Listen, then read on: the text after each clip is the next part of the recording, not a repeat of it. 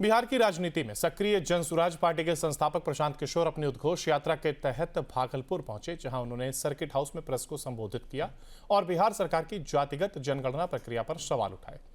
वहीं प्रशांत किशोर ने कहा कि जन सुराज पार्टी जातिगत जनगणना का समर्थन करती है।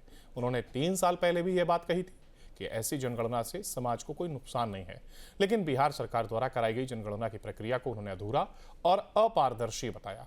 प्रशांत किशोर ने पहले भी कहा था कि जातिगत जनगणना जरूरी है, इससे समाज को नुकसान नहीं बल्कि फायदा होगा, लेकिन जिस तरीके से बिहार सरकार ने यह जनगणना कराई है उससे समाज की सही स्थिति सामने नहीं आ पाएगी।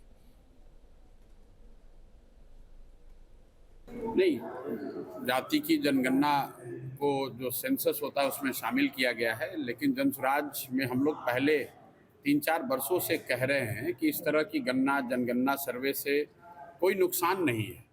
जनसुराज इसके समर्थन में पहले से रही है। बिहार में तो ये मुद्दा पिछले 4 वर्ष से डिस्कशन में है, लेकिन साथ में हम लोगों ने हमेशा ये कहा है कि सिर्फ गणना हो जाने मात्र से समाज की स्थिति नहीं सुधर सकती है, और इसका सबसे बड़ा प्रमाण बिहार में है।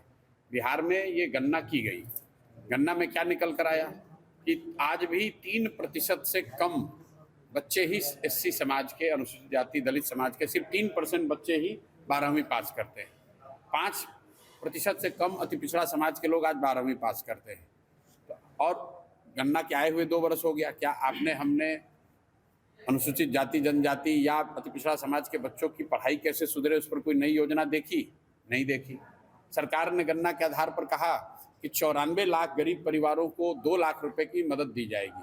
आज तक तो बिहार में किसी को 1 रुपया नहीं दिया गया। तो गणना हो वो ठीक बात है, गणना होने से, जनगणना होने से समाज के विभिन्न वर्गों की स्थिति की बेहतर जानकारी हो, ये भी ठीक बात है, लेकिन जब तक उन जानकारियों के आधार पर सरकार कार्रवाई नहीं करेगी तब तक समाज नहीं सुधर सकता है। मान लीजिए कि अनुसूचित जाति जनजाति की गणना, मुस्लिम समाज की गणना तो आज 75 साल से हो रही है, फिर उनकी स्थिति क्यों नहीं सुधरी? ये तो ऐसे हो गया कि आप लाइब्रेरी में जाएंगे और किताबों के बीच में बैठ जाएंगे तो आप विद्वान थोड़ी ना हो जाइएगा।